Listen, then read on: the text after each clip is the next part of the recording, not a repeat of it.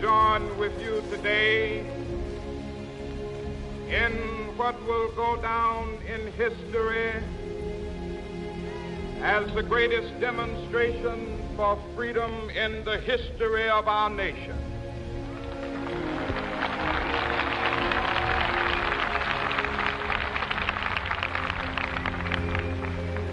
Five score years ago,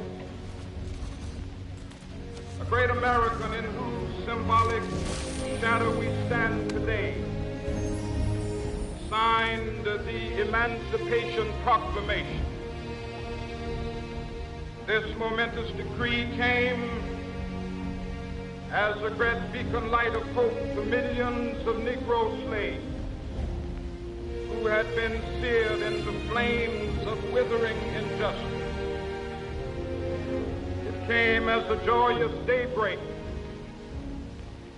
to end the long night of their captivity. But 100 years later, the Negro still is not free. 100 years later, the life of the Negro is still sadly crippled by the manacles of segregation and the chains of discrimination. 100 years later, the Negro lives on a lonely island of poverty in the midst of a vast ocean of material prosperity. 100 years later, the Negro is still languished in the corners of American society, finds himself in exile in his own land. So we've come here today to dramatize a shameful condition. In a sense, we've come to our nation's capital to cash a check. When the architects of our republic wrote the magnificent words of the Constitution and the Declaration of Independence, they were signing a promissory note to which every American was to fall heir.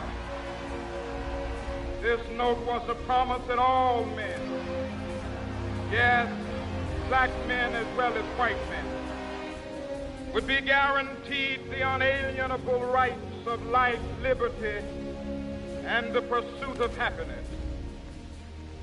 It is obvious today that America has defaulted on this promissory note insofar as her citizens of color are concerned. Instead of honoring this sacred obligation, America has given the Negro people a bad check, a check which has come back marked insufficient funds.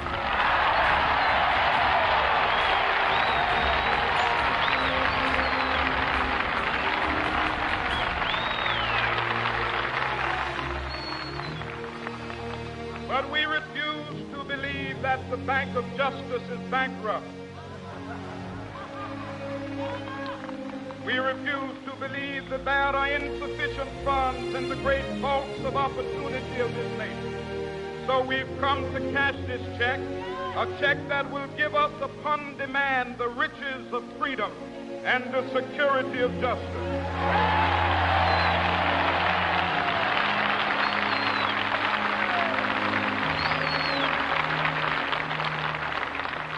We have also come to this hallowed spot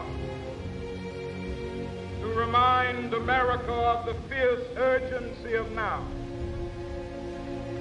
This is no time to engage in the luxury of cooling off or to take the tranquilizing drug of gradualism.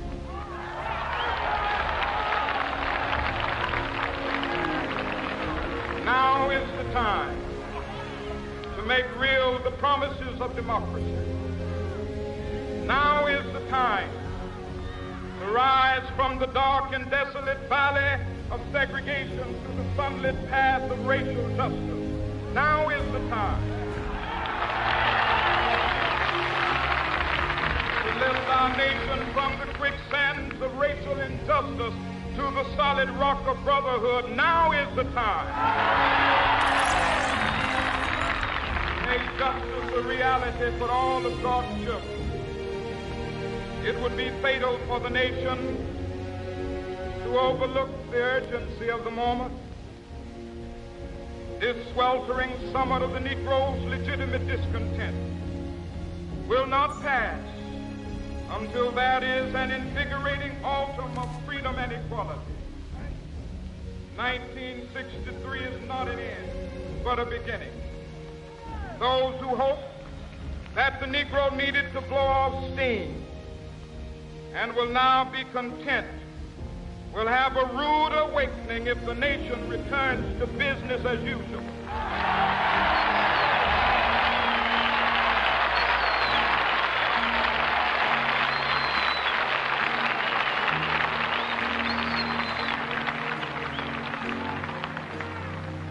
There will be neither rest nor tranquility in America till the Negro is granted his citizenship rights. The whirlwinds of revolt will continue to shake the foundations of our nation until the bright day of justice emerges.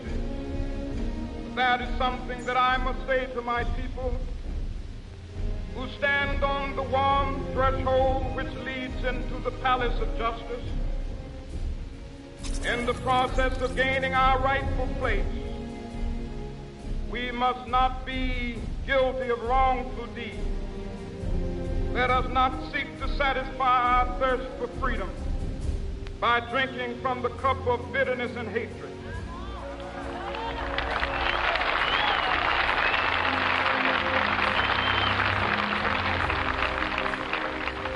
We must forever conduct our struggle on the high plane of dignity and discipline.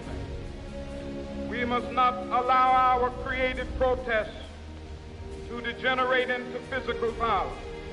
Again and again, we must rise to the majestic heights of meeting physical force with soul force. The marvelous new militancy which has engulfed the Negro community must not lead us to a distrust of all white people.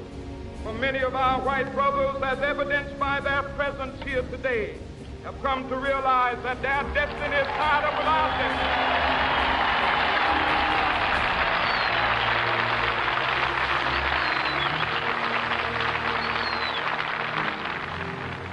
They have come to realize that their freedom is inextricably bound to our freedom. We cannot walk alone. As we walk, we must make the pledge that we shall always march ahead. We cannot turn back. There are those who are asking the devotees of civil rights, when will you be satisfied? We can never be satisfied as long as the Negro is the victim of the unspeakable horrors of police brutality. We can never be satisfied as long as our body is heavy with the fatigue of travel, cannot gain lodging in the motels of the highways and the hotels of the city.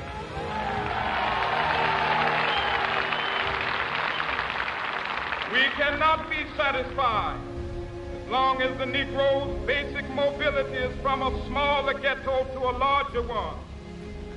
We can never be satisfied as long as our children are stripped of their selfhood and robbed of their dignity by signs stating for whites only.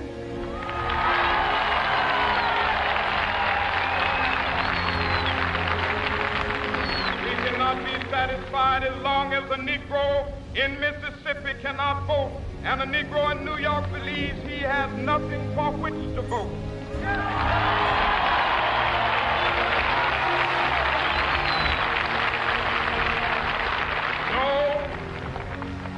No, we are not satisfied, and we will not be satisfied until justice rolls down like waters and righteousness like a mighty stream.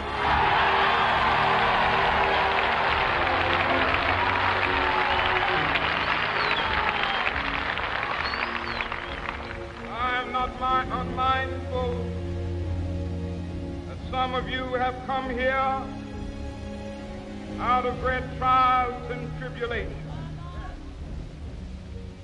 Some of you have come fresh from narrow jail cells. Some of you have come from areas where your quest for freedom left you battered by the storms of persecution, staggered by the winds of police brutality. You have been the veterans of creative suffering. Continue to work with the faith that unearned suffering is redemptive. Go back to Mississippi. Go back to Alabama. Go back to South Carolina. Go back to Georgia.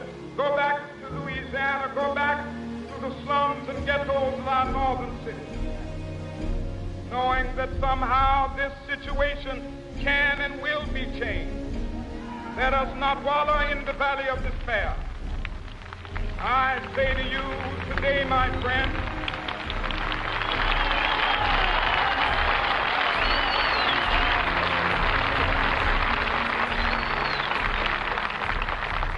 so even though we face the difficulties of today and tomorrow, I still have a dream. It is a dream deeply rooted in the American dream.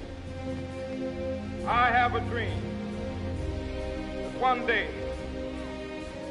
this nation will rise up, live out the true meaning of its creed. We hold these truths to be self-evident, that all men are created equal.